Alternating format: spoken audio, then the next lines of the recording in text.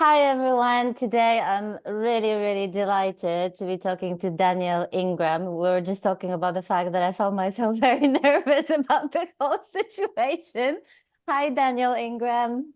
Hey, it's great to be here. Thank you so much. I Yeah, I for really what look forward to the conversation. I for whatever reason love to call you Daniel Ingram. Like I can't just say Daniel, it has to be Daniel Ingram because to me you're Daniel Ingram and I just can't like see you any other way. I just All right, that'll love fade soon enough. I'm just Daniel. you think Oh yeah. sitting with you is like sitting in front of um, several volumes of encyclopedia that combines like practical knowledge, theoretical knowledge, and direct knowledge, which in and of itself, to me, I think is very rare, based on my limited observations, of course. And then you also have a sense of humor, which to me is like just the winning kind of combo altogether. Um, Well, life is absurd, right? So like, well, there you go. But again, one of the things we have in common. Um, yeah. so, but I really want to read two things as two other reasons why I am so delighted to sit with you.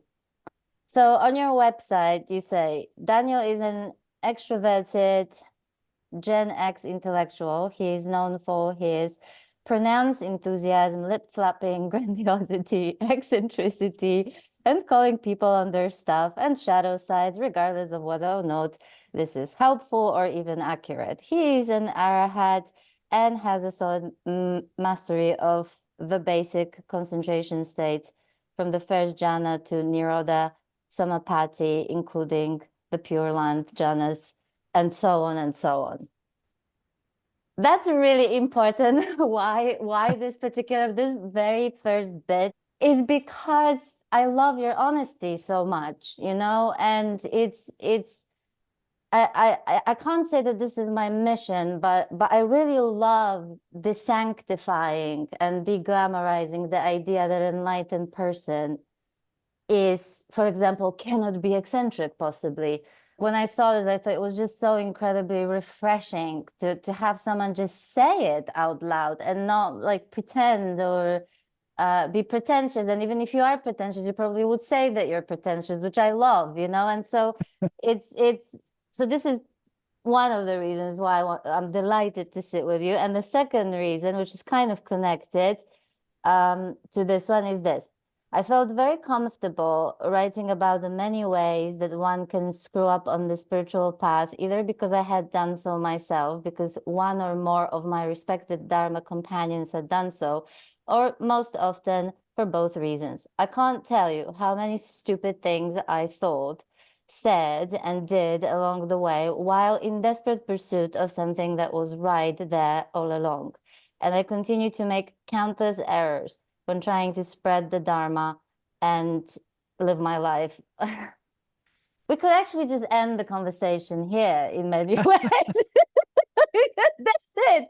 Just this alone has desanctified in the most wondrous way this whole idea that a person who's enlightened doesn't screw up, has no fuck ups, you know, and it goes back to this real openness of saying those things that to me just brings the idea of enlightened person to like the human freaking level, and not as some kind of, you know, sanctified, elitist, special, glamorous kind of state, and so on. I wanted to talk about some of the things that you did get wrong in a perhaps spectacular way about enlightenment, and maybe several of the humble pies you may have eaten, you know, in your time around the topic of enlightenment. So if you do have any kind of things that come to mind straight away, that would be amazing. Otherwise, I have a list of things that we could sort of talk about. Go. Sure. So the most obvious and glaring error was missing the fact that this somehow had to be it, even though I was told that countless times and was had that explained to me in depth and detail by people who I believe were seeing it for themselves, it's weirdly easy to forget that in thousands of different ways across years and years and years. So that looking for other, that looking for something else, somewhere else, something, some other teacher, some other technique, some other something, rather than just these sensations right here, the iterations that me and nearly all of my Dharma companions have gone through in terms of missing this incredibly fundamental, weirdly straightforward, somehow oddly hard to grasp, and yet like great duh moment when you do. Um, that was the biggest mistake. The second thing was chasing countless ideals of human perfection, as you mentioned, or expecting that in my teachers and Dharma companions and all of that. So that was another thing.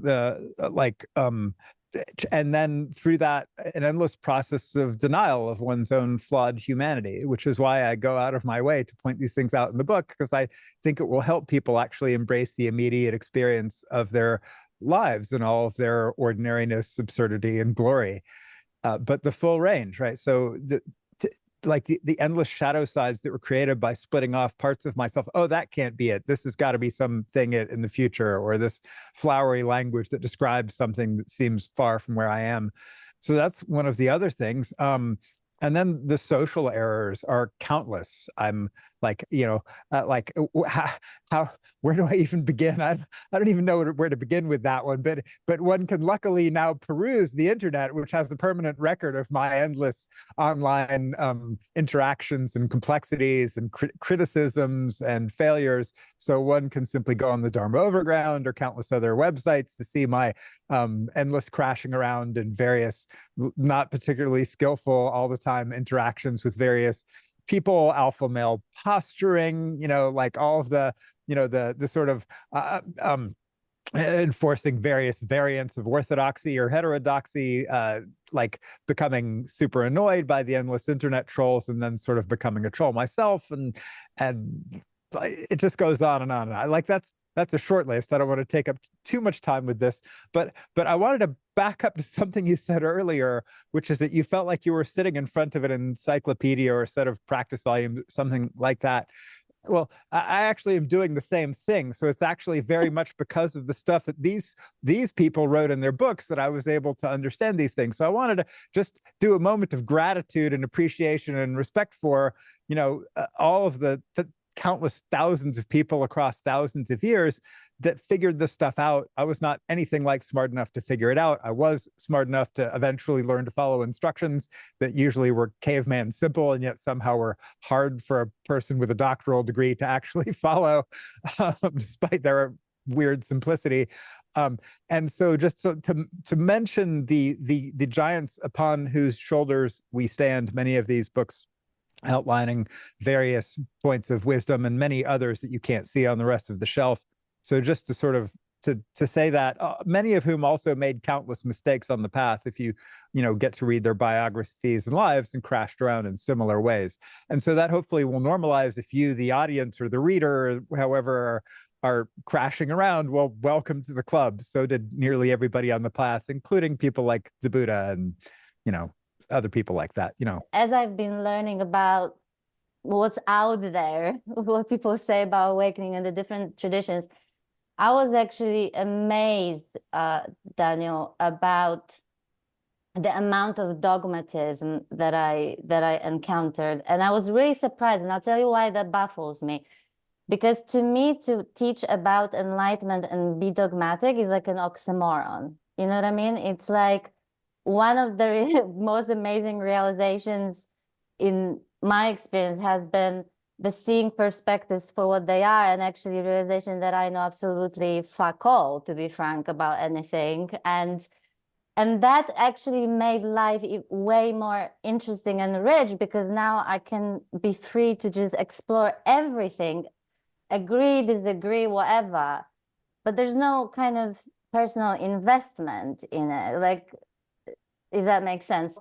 One of the things that I wanted to ask you about, which, like I said, baffles me, is how is it possible that people teaching about Buddhism or about enlightenment and it becomes so utterly dogmatic and make things so utterly personal to the point of like discrediting other people when they even divert tiny little bit from the tradition or whatever. Can you talk a little bit about that? Yeah, and the numerous good points you've raised reminds me of like an internal family systems perspective and parts, because we contain multitudes in some ways, and complex evolving multitudes. And those multitudes may have different levels of sort of maturity, different things they hold important, different things they revere, different things they're cynical about. And um, and that can create these very complex situations where you, like me, I have parts of myself that are also incredibly cynical about authority. I grew up as a Gen Xer watching, Ronald Reagan and the moral majority, and things like losing faith in institutions and religious institutions and becoming. So I have some very cynical parts of myself, but I also have some parts of myself that acquired profound senses of reverence for some of these techniques and traditions and teachers and settings that were incredibly effective and helpful and valuable. So, and what that created, at least in me, I can speak from my own experience, is this unevenness, right? There's this unevenness where these things, exist in some sort of complex, sort of dynamic balance is the wrong word, but like sort of, yeah, complex dance where the cynicism, the dismissal, the recognition of flawed humanity would be modulated by the sense of incredible efficacy, of wonder, of amazement, of profound healings and revelations and things that were the result mostly of the practices I was doing and the perspectives and the teaching from a wide variety of teachers and traditions. And so I do understand the people who have a reverence for orthodoxy, because awakening can sometimes be this incredibly mysterious process, and it can get very associated with certain teachers, traditions, techniques. I get that. That's normal human conditioning. And so when that has occurred, it is an understandable reaction, which I've had myself, to then want to defend, to protect, to promote very specific things, which in your own experience just happen to hopefully be very useful, or at least you found very beautiful, even if they haven't had much efficacy yet. So I get that. And even in awakened beings, if that is their conditioning, one of the things one awakens to is the fact of conditioning, the fact of this leading to that, of the causal unfolding of this universe in its natural way, which doesn't always conform to one's ideals, including ideals about not being idealistic.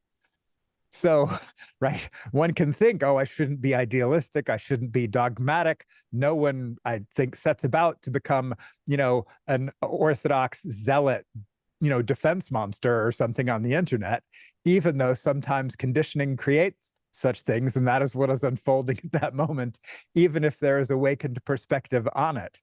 So I'm not sure that awakening and the causal unfolding of those kinds of things are antithetical to each other. And in fact, I'm pretty sure that awakening can embrace a wide range of whatever the universe happens to be doing, including creating zealous online orthodox defense monsters, or guardians, or zealots, or whatever. So that's my first kind of take on that. I don't. That's probably going to annoy some zealots, but sorry.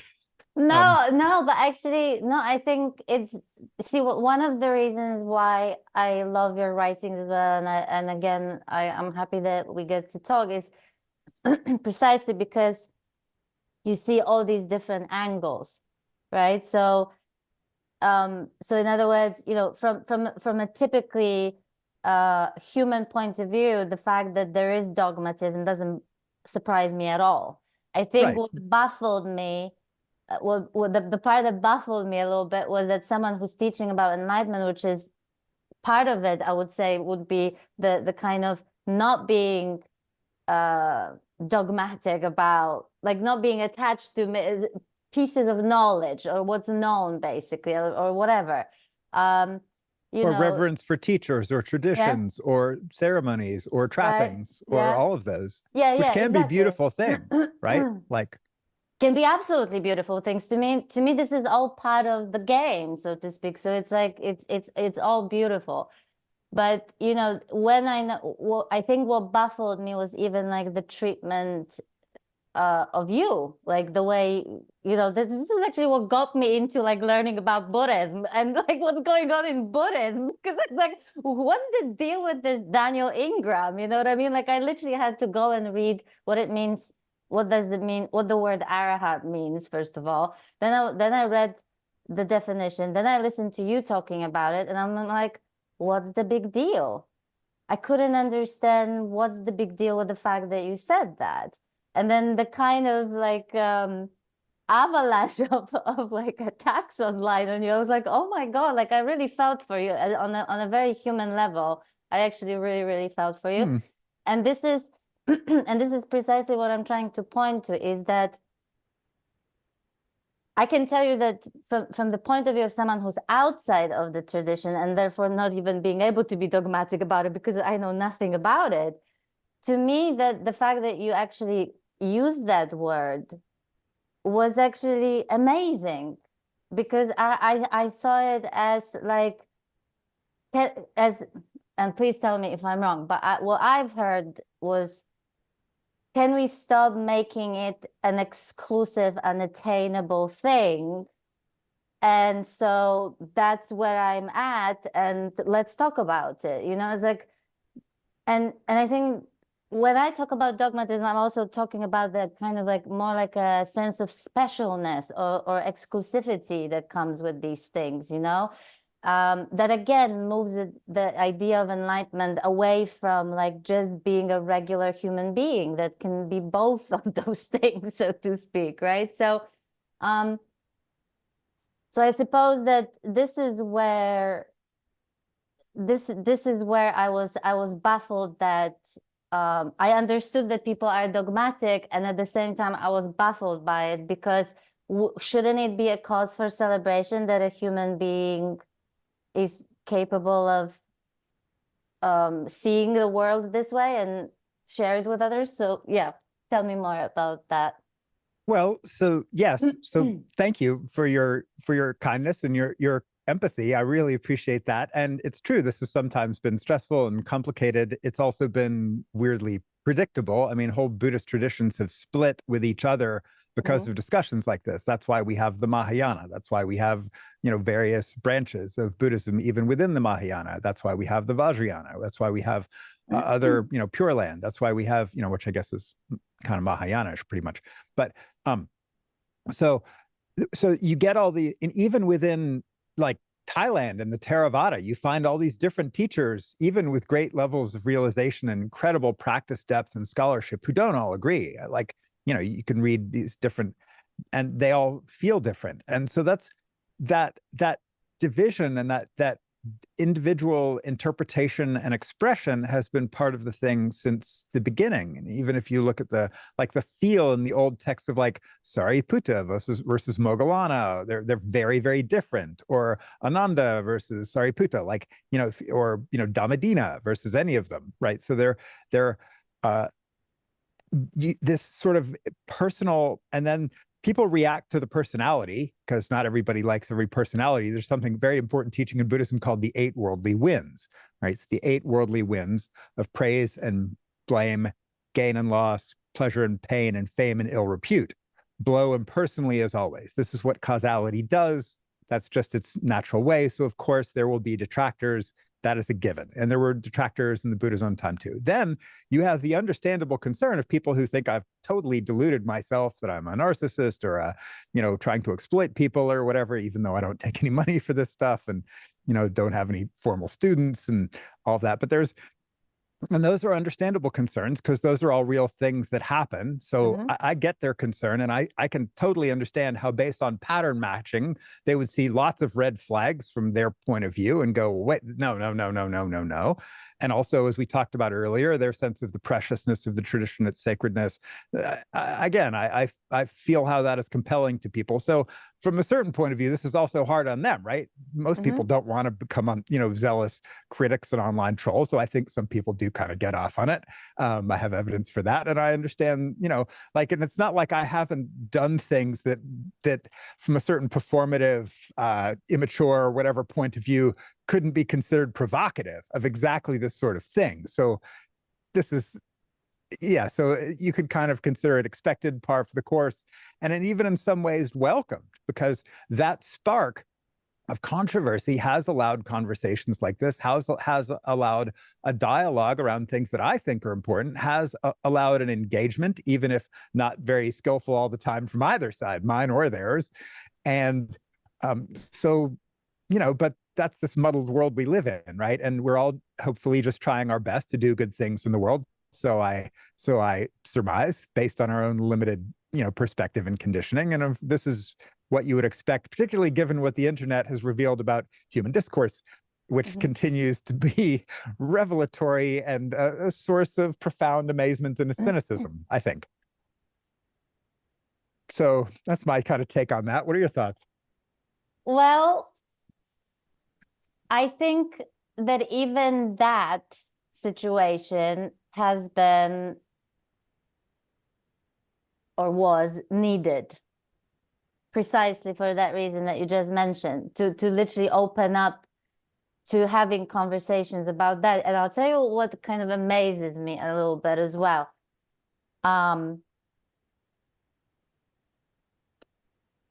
Is that there are so many people at the moment who I believe, I don't know if our head is the same thing as liberated. I don't know, we could Yeah. let's to me that's the same. If in a perennialist sense, definitely. Right. So maybe we should have before talking about the myths of enlightenment, we should have actually established what we even mean by that word, but that's my fault. I should have so this should probably be the first question, but let me just stick with this bit before I lose the plot again. That there are so many people that I believe truly are liberated these days. You can see them on YouTube teaching, sharing, and I think it's absolutely wonderful. And they're clearly saying that they are enlightened, okay? To me, they're like, by virtue of teaching about it, by virtue of saying this, like pointing people and saying, no, it's actually here, and have a look at this, and the reason why they know even how to do that is precisely because they are liberated. So, for example, to me, it's very much about nuance. So you start seeing nuance more than ever, in terms of like how the resistance works in someone's experience, and things like that. So, but they somehow can't say that they're enlightened or liberated. I mean, it's like, you're saying it with everything you do. You're saying it by virtue of just teaching about this stuff and pointing people, but somehow it's not okay to say that.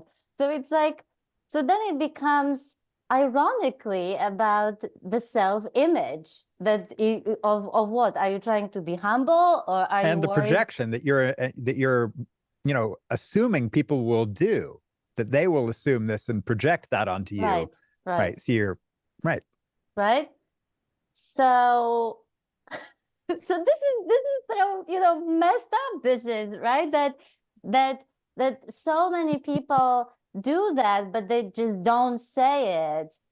And anyway, if you're not saying this out of fear of being considered full of yourself, for example, then let's be with that discomfort.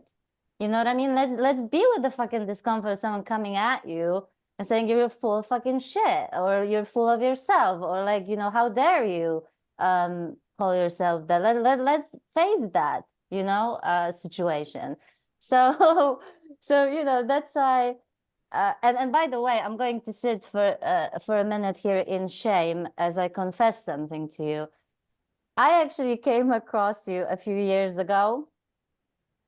I think it was a Buddha at the gas pump interview. I'm not 100% sure, but I suspect that was the case. I really did not like that one, by the way. It's like literally the worst podcast Really? episode I think I have Oh, online. Yeah, he didn't bother to. I mean, he's a cool guy. I know he's busy, but he didn't really hmm bother to learn much about my stuff or my maps or my history or my journeys. So I think we yeah. talked a lot about politics and, economics and generational things, right? I don't know that it had much to do with most, but it was an interesting conversation. But like I thought it was pretty low bandwidth in terms of like real practice stuff. Yeah, I mean, I actually don't remember the content because it was such a long time ago, but I remember my first impression of you. And here I'm going to confess and sit in my shame, where it was like, oh my God, this guy's like so full of himself. And oh my God, how complicated all this shit is. And this is all way more simple than that. And this is precisely why people switch off and don't explore this stuff and whatever turned Well, it's off. perfectly reasonable. Like I Right? think those are So, perfectly reasonable reactions to that interview no, or me. So I but get it. I but don't but think that's here's weird. but here's the teachable moment for me, okay? I can tell you, Daniel, that a lot of my teaching or learning has happened not so much through direct contact with a teacher, but my reactions to any teacher. It's been fucking amazing to like expose projections that I didn't even know I had, okay? So so that in of itself, I would say to people like, oh my God, like watch your reaction because they really say more about where you're at and how you're looking and what you're seeing than the actual teacher. That is not to say that like teachers don't fuck up or anything and they're always perfect. That's not what I'm trying to say. But for me, the lesson was I was the one who was full of myself, not you. That was my teachable It moment could be because both. it could be, of course, it could be both. But let me sit in my shame and revel in my shame here for a bit. It's like I really one of the things I'll say why it was teachable. I actually didn't take my time to actually listen to you and to even finish the whole freaking conversation, like watch the whole interview at least, to then have at least a well-informed opinion. Whether this would be a right opinion or wrong opinion is another story, but at least a well-informed one, Whereas, so this was one. And then years later, I listen to you and I'm having like I'm crashing on you basically, but not in a kind of romantic personal level, but just like, oh my God, this guy is amazing. How articulate, how nuanced, how seeing the bits and pieces that blah, blah, blah, blah, blah, right? And I realized that a lot of my opinion about you as being full of yourself is actually I was full of myself because I was full of my own ideas about how things shift, things how these things work. Welcome to the That's club. that's one, yes. And the second one was that actually there was it was a kind of an expression of a kind of jealousy of someone who's just so confident by virtue of what they know, which is I call it like a healthy confidence that you have by virtue of being just good at what you know or like knowing a lot about stuff, which is different to arrogance to me. I mean, again, nuance, my favorite word these days, by the way. So where am I going with this? Yeah, I don't know where I'm going with this. So the question of confidence and arrogance is a complicated one that I've dealt with my whole life. I was, born pretty smart with some interesting gifts and talents. And then so working by way of parts again, which I'm finding super useful these days. I think I do have parts of myself that are appropriately confident. I'm a doctor and epidemiologist and run a charity and, musician and electrical engineering stuff and have a wide range of talents. And I'm somewhat obsessed kind of with being a Renaissance man, which is a very funny burden to bear and kind of thing to be. Right. And have, so that's a thing. And then there are parts of myself that are admittedly arrogant. Like, let's just be reasonable about this, right? Let's straightforwardly, and you can see them and I can see them. So we might as well just say, hey, they're there, right? They're like, oh my God, look at this Daniel. Wow, it's so cool. Wow, wow. Believe me, Daniel, from this point of view, I see myself in you. Right. So like, let's just be reasonable about this. And so like, to be fair, I think both of these parts exist. Yeah. And they have different levels of maturity and different levels of prevalence in any interaction. And there are probably multiple parts of each of them, right? These are probably more complicated than just saying they're single parts. Yeah. So just, and I think, to mirror that in other people, like, if you're watching this, I'm going to, based on my own experience, at least, there's a reasonable chance that you, if, you, the viewer, have similar parts of yourselves that may sometimes be appropriately confident and maybe sometimes arrogant if you have some cool things you can do. And hopefully we work with those as best we can just to normalize.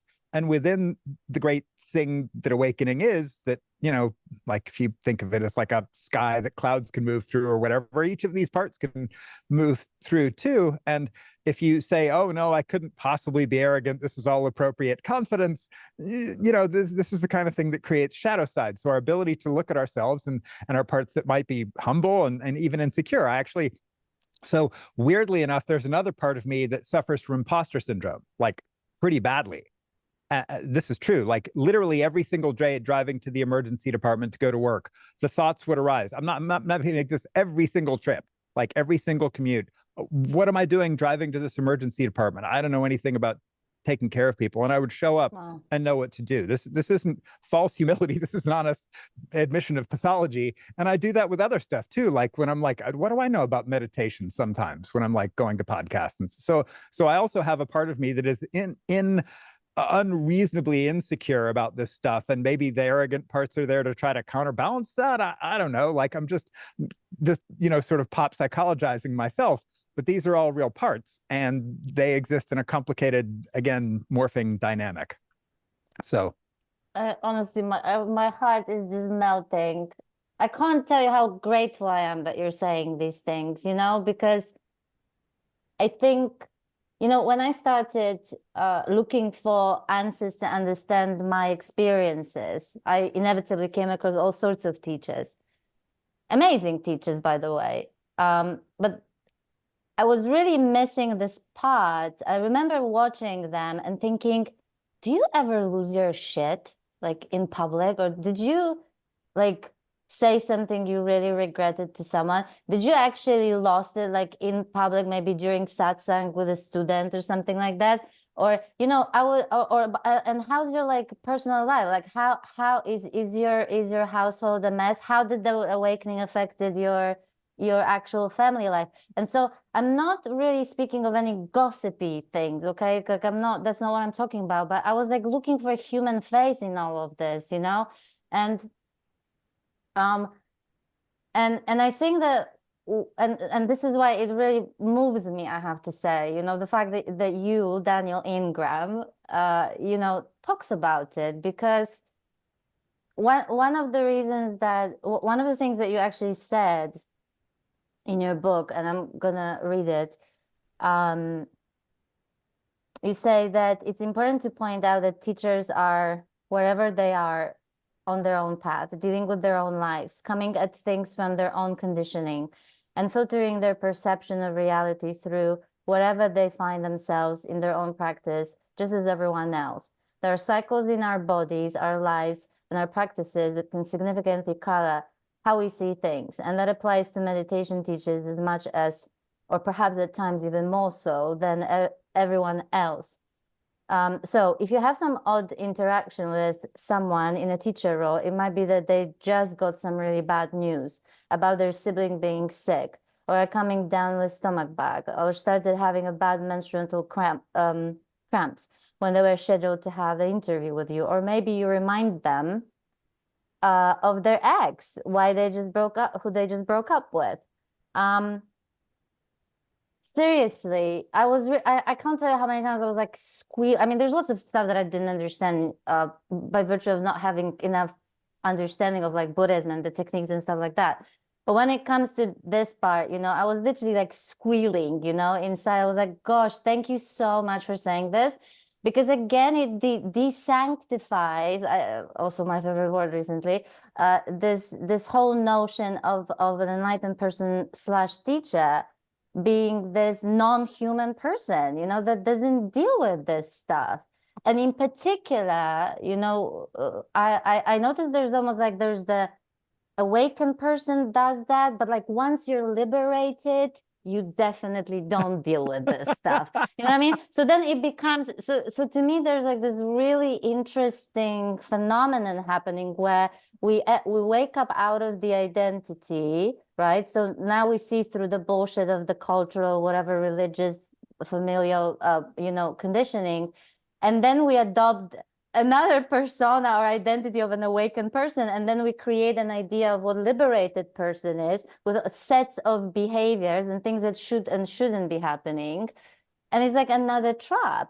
Yeah. So, thank you. I'm glad you appreciate those things, but those arose out of my own exactly similar quest, or almost identical quest, where I was pouring through the old Buddhist texts for evidences of humanity, of sorrow and grief among the awakened, of conflicts, of the Buddha getting irritated or pissed off, like the story where the Buddha got so annoyed with his Sangha that he left the rains retreat and just left them to practice on their own, wandered off in the jungle. There's a book called The Great Disciples of the Buddha, where they talk, like, you get to see stories of them grieving the death of their fellow Sangha members and adventurers on the path, that may have known for decades when they were dying and stuff.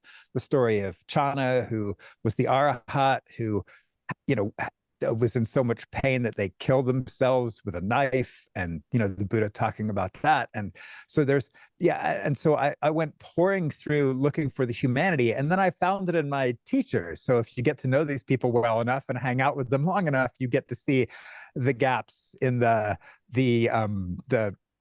show, and you get to see behind the curtain, and you get to go, oh, okay. And then wow, they have bad moods. Wow, they are reactive. No kidding. Right. Yeah. Sure. Right. They've got their shadow sides, just like all of us, their flaws, their moments, their phases. And if you get to know them long enough, you get to see the arcs of their own practice and development, just like the Buddha was clearly developing as the Buddha's teachings went on, and figured out how to say more stuff to more people. And so there's this, and lots of other teachers as well. So that humanizing process I found incredibly helpful for my own embracing of various parts of myself, including sides I would have been happy to make into shadows. If that makes sense. And at times was actively happy to make into shadows, and got to experience the consequences of that were predictable.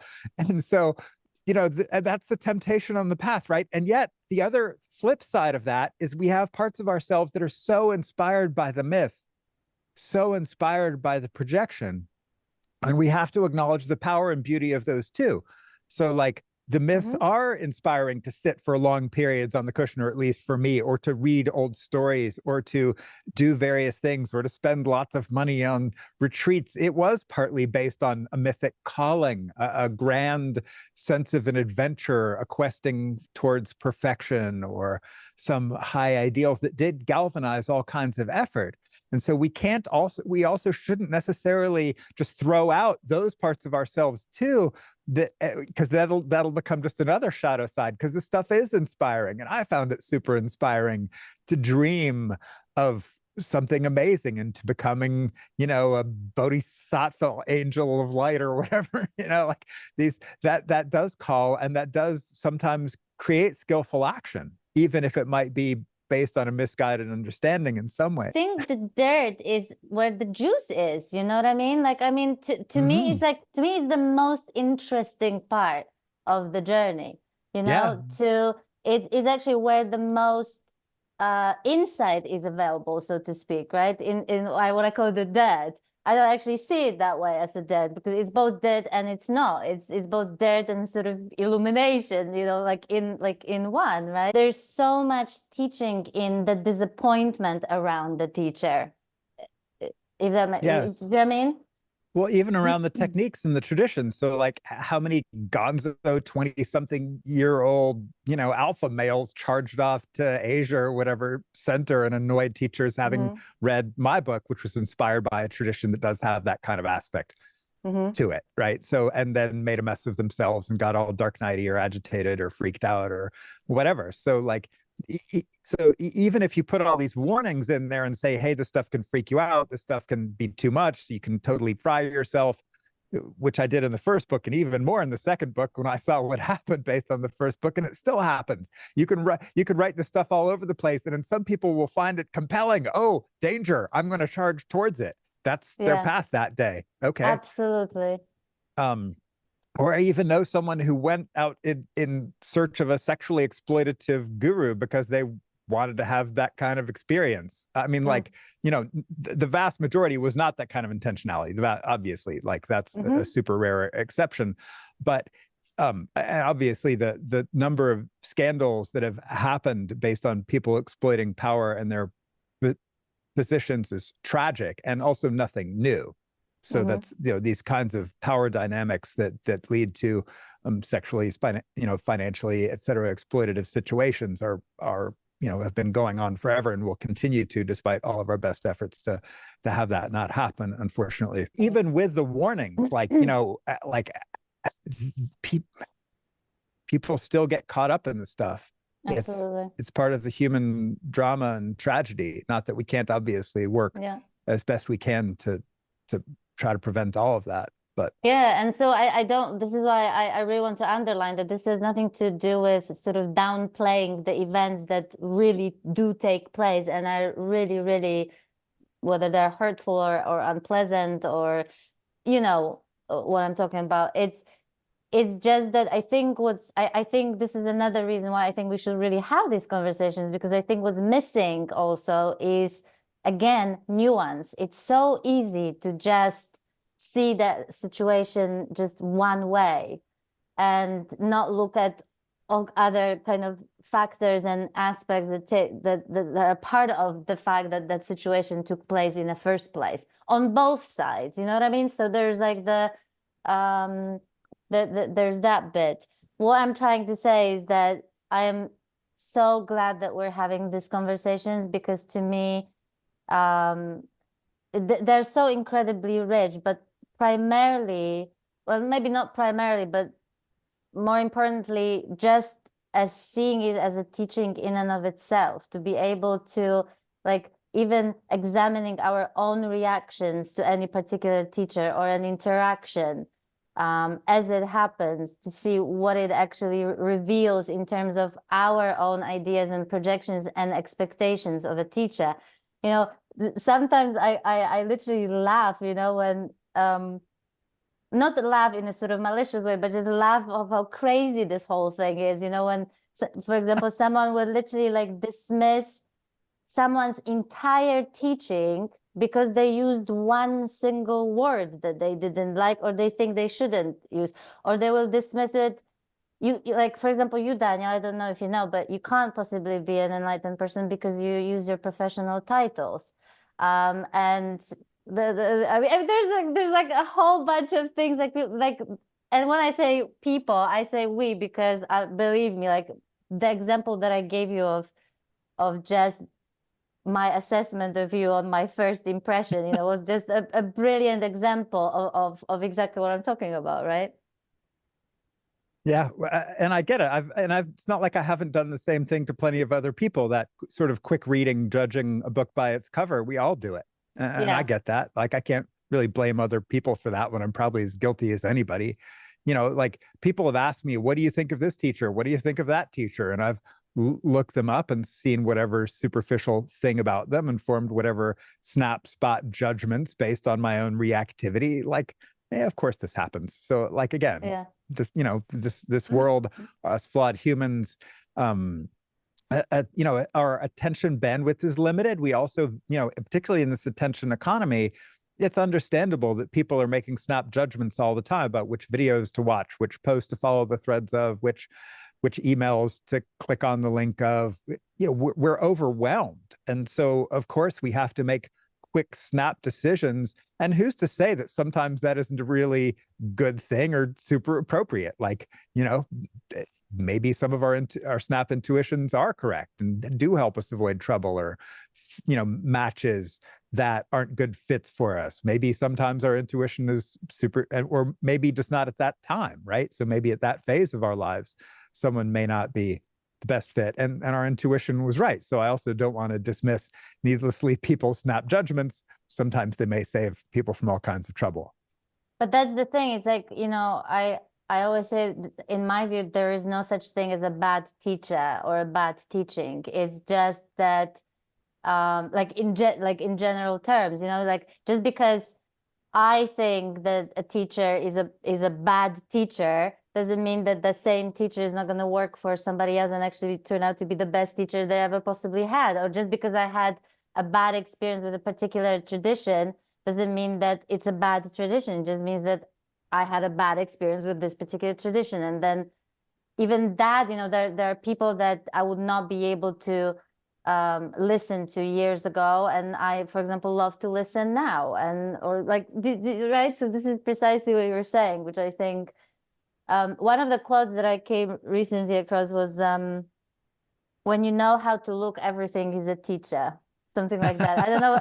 I don't know whether Ram Dass I think it was Ram Dass, but I'm not 100% sure. But I couldn't agree more with that. Like honestly, life is itself is such a brilliant teacher when you know how to look and you're willing to look and you're curious enough. I think that yeah, it's wonderful. Daniel, we have literally like 4 minutes left. So maybe we'll come back to this conversation if you're willing, because there's That'd be just delightful. so many items on my list that we literally we didn't even touch the top of the iceberg, or however you say it. Daniel, thank you so much for your time. I'll be in touch. So Been maybe we could delightful. arrange another conversation in April. It'll be wonderful. Thank you so much for that, for your time again. And thank you for your time and for putting this out there and for the work that you do. All right. Take Been care. great. Bye. Bye.